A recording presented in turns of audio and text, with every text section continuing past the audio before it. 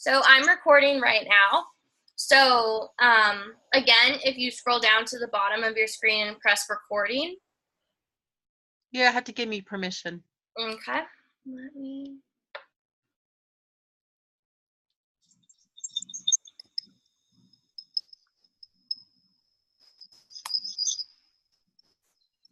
All right, you guys should have permission now. Okay. Okay, I believe this is recording. Yep. And I'm recording it.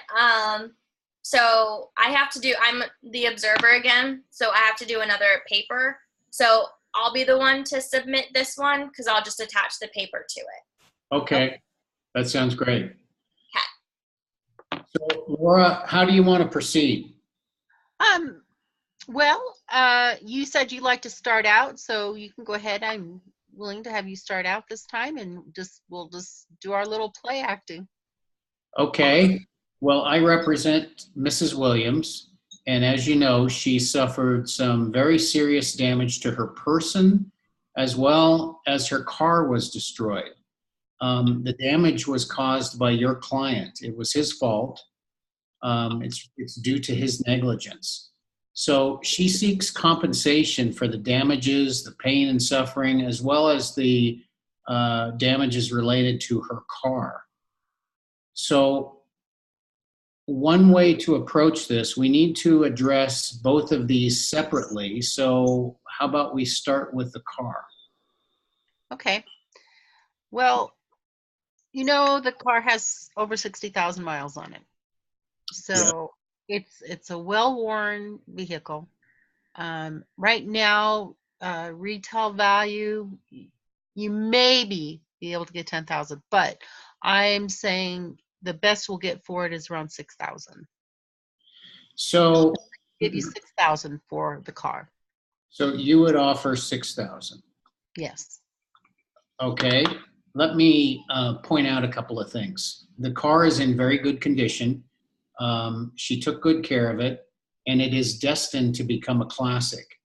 The replacement value for a car in good shape like that is $10,000. So you're suggesting that she take a loss due to your client's negligence. How can I explain that to her? Well, cars going at the rate right now that of the vehicle she has is $6,000. Well, that's not car correct. you have to use wear and tear of the vehicle from personal use already done, and there's no pre-damage notation on it, so we don't know if there was already previous damage on the vehicle or was it all caused from this accident, because there's no photographs, there's no reports, there's no nothing. So what I'm saying is the value that we could give for that car right now is really ample of $6,000. Well, you said the range was 6 to 10, correct? Yes, that So would be so with why no why mileage. so why should she take the low end of the range? Well, because it's 60,000 miles on the vehicle. But it's destined to become a classic, and she takes good care of it. She likes the car. But It, you know, we could say that about all vehicles. well, yes, we could, but all vehicles aren't damaged by your client. Your Well, client was negligent.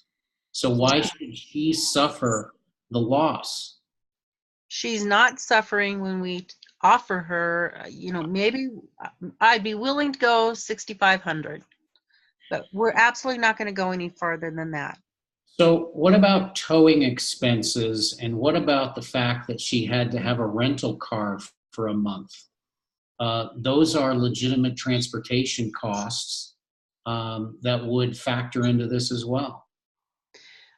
Well, the thing about it is we haven't got no receipts of any towing costs. As far as I know, we took care of all of that because we had to tow the vehicle from the accident scene. We have the photographs, and she chose her tow company without us giving her authorization for it. So we're willing to pay towing costs that offsets what our tow company would have cost. So what would be your total offer then for that aspect? $150. $150 towing. What about the fact that she had a rental car for 30 days? We're going to have to see in court for that one. Oh, that's fine. So your total offer then is, I want to make sure I've got this right. Was it 6,000 or 6,500? $6,500 for the car. 6,500 for the car and 150 for towing. No allowance for anything else. No. She wasn't insured for that.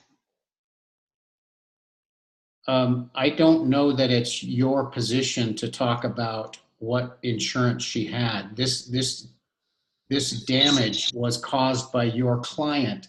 So the point is, why should she suffer any loss due to his negligence? Then she should have sought out prior authorization before she went to a rental company.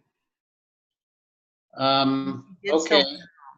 So let's move forward then. If that's the best offer you have, I'll take note of that, and we can perhaps come back to this.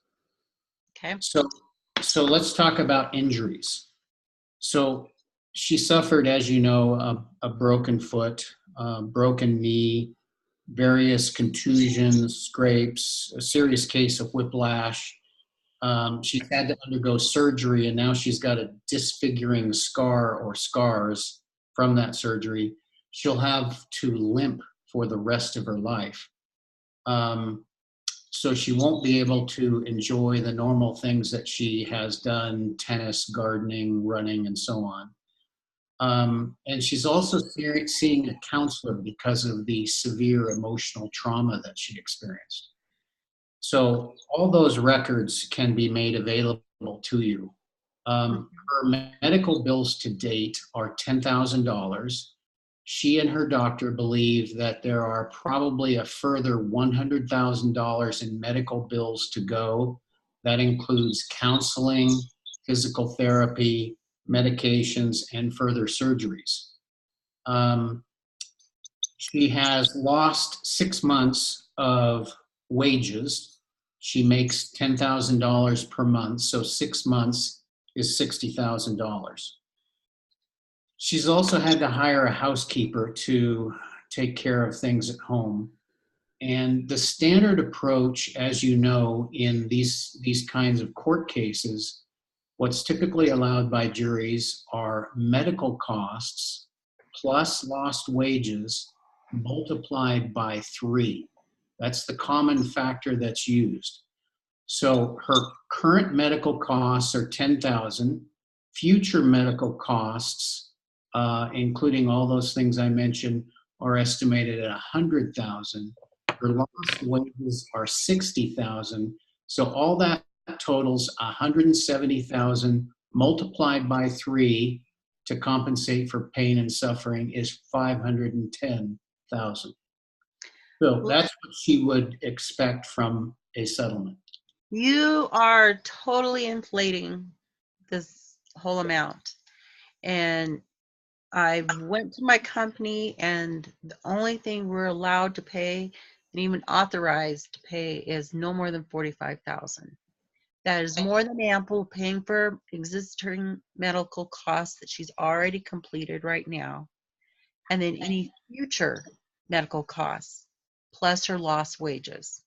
Because otherwise, we're going to see in court to see what else she can do for employment, because she doesn't utilize her foot for her employment. So there should be no reason why she's not able for her to do her job with employment. That's an extraordinary claim to say that she doesn't deserve pain and suffering. It's not about that she doesn't deserve pain and suffering. We're offering $45,000. That other 70 that you 510. 510, that's highly inflated, and we'll see you in court for that. That's a standard approach used in almost all these types of litigation cases. Well, approach doesn't mean that's what you're going to get. That's true.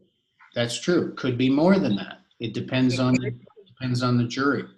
It could be. So But that's highly inflated.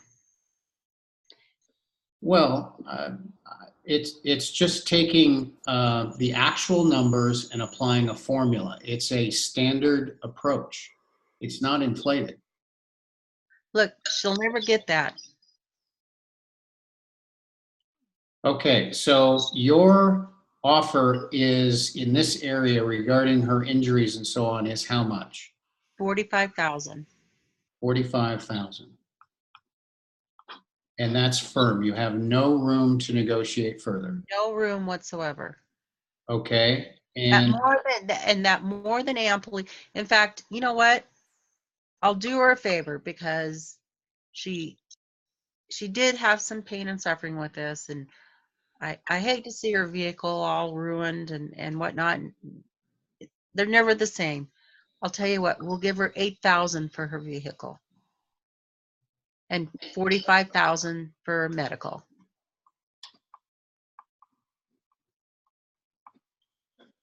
well, the 8,000 for the vehicle, what about the towing expense that she incurred, which was? That's including that. That's including that. So 8,000 and 45,000. Yes. I'm sorry, I can't agree to that. That's just not even close. Well, that's all we are authorized to give. So I think we'll have to see in court then. Okay. We'll have to litigate the price because that's highly inflated. And hey, you know you're known for that. Come on, cut some slack. Who's known for that? You're known for that. You always inflate your clients' amounts. Always. So I won't say anything detrimental about the insurance industry or your company because I have respect for this process. Let's see. She was expecting more than that, and the case law suggests that she'll do much better. So if you've got absolutely no more room to adjust those figures, then I don't think we can strike a deal. You know, you got to look at the whole picture here. If she was never able to walk again, or she was never able to do her job, or she absolutely could not function, what insurance companies pay for house care? So you got to look at the whole picture here. And I think when you start thinking a little more practical about it, $45,000 is pretty ample. So for $45,000, she gets disfiguring scars. She can't enjoy her life the way she has been, and she walks with a limp for the rest of her life. Juries award customers at McDonald's $5 million when they spill hot coffee on themselves. Do you think any jury, when they see her limp into a courtroom, would say $45,000 is adequate compensation? They absolutely would when you look at the whole picture. Well, I am trying to look at the whole picture. She's lost 6 months of work. She's lost 6 months of wages because of the multiple surgeries and the damage that she suffered. Your $45,000 doesn't even cover her lost wages. And why couldn't she work? Because she was in the hospital. Not for that whole time. She was able to work. But she had surgery, she had physical therapy.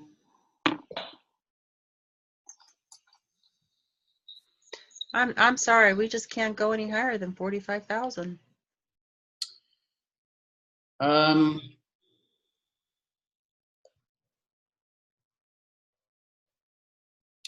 okay, I think that's a really poor deal.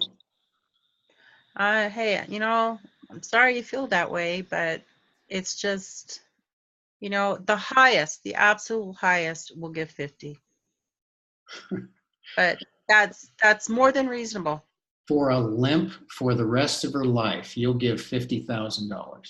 Hey, we all have limps. She No, can work. we don't. Why would you say we all have limps? We don't all have limps. Well, for the most part, come on.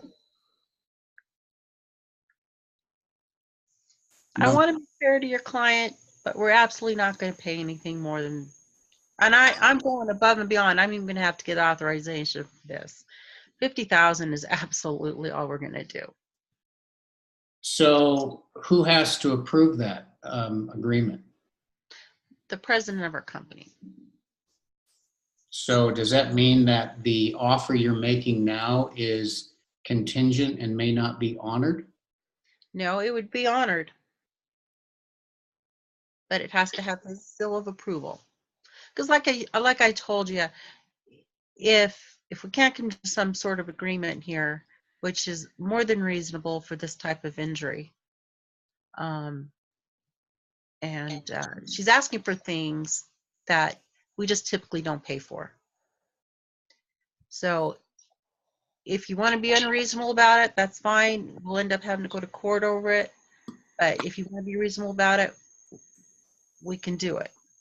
Well, I'm not trying to be unreasonable about anything. I'm just merely pointing out that she had losses, she had expenses, and they were all a result of the negligence of your client. Well, that still needs to be yet determined. No, that's not in dispute. In accordance with the instructions for this negotiation, that is not in dispute. So I hesitate to suggest that you're making up facts, but that's just simply not true. Hey, we said he had a part of it. He was negligent. He caused this damage. He destroyed her car. He destroyed her leg. She'll walk with a limp for the rest of her life. Look, she had a few broken bones. Had surgeries on it. We get that, and we're sorry for her damages that she feels like she has. But she's also being unreasonable for asking for certain things that they're just not going to authorize to do it. House care and not being able to return to work long after this accident, 6 months out of work. Okay, so let's bring this to a close. For the purpose of this negotiation and for the purpose of this exercise, I will accept your $8,000 for the car and your $50,000 offer for the medical expenses, etc. If this were an actual case, I would not accept that at all. Yeah, but you know what? You'd never get it. Um, I know because I've been in an accident. Well, I'm not so sure about that. I think your experience is different from mine and that of many others. So so we've got 8,000 for the car, 50,000 for all the other damages. Sarah, do you have what you need? Yeah, I have what I need. Okay. Laura, are you good? Yep. Okay. So I'll watch the site and check it out after I finish my other posts and just, double check that everything gets uploaded. Yeah, I'll probably upload it either later tonight when I finish the paper and everything. So it might take me a little while to kind of like go back, look at my notes from this from the video and do everything. But I'll probably shoot you guys an email when I upload it. Perfect. Alrighty. Did you have any comments or what did you think? It was definitely different from the first one, but I think because there was more, the stakes were higher, and there definitely was a lot more competitive bargaining instead of cooperative bargaining, which I could see that. Right. And a couple of other, kind of like holding your ground. But other than that, like it was a good one to watch. I know. I felt like you were starting to take it personal, Leo. And all I do was I was just playing the part because mine just says that he was negligent in it, but it didn't say it was ever proven or not proven. And actually, it said that the accounting department said that the most that she would be entitled to was $45,000. How they figured that out, I don't know. But that's supposedly how my thing went. I just didn't pull $45,000 out of a hat. Okay, fair enough. I wanted to push you as far as I could to see what I could get. I know. That's why I say I was thinking, wait a second here. I have a disfiguring scar. I've had multiple surgeries, and I never got that. Yeah. I was Well, lucky for a few $1,000s extra. maybe we'll be lucky enough to spill coffee on ourselves at McDonald's and each get like 5 That's minutes. what I'm saying. I think we just have to play stupid because those kind of people always seem to get it. You needed Leo for your injuries. I did. I would be set free here. I know. It was terrible. It was a bad accident. My car totally got destroyed. And they just absolutely would not even give me hardly anything for the car. It was a Volvo. And all they did was give me replacement value. So it And sounds like you were doing that on your own and not through a lawyer. No, this was through a lawyer. Hmm. This was through a lawyer, and this is all they said that they could get for it, as long as they replaced my car. But they devalued the car so much because of the mileage and stuff on it that I couldn't go out and buy another Volvo for the same kind of Volvo with the same model. There's no way I could. But yeah, the only thing they were good about was they paid all my medical, but they didn't give me, like I said, they gave me $2,000 extra for any future medical problems. Okay. This is not fair. Well, I'm going to see if I can remember how to save this file. And Sarah, I know you have the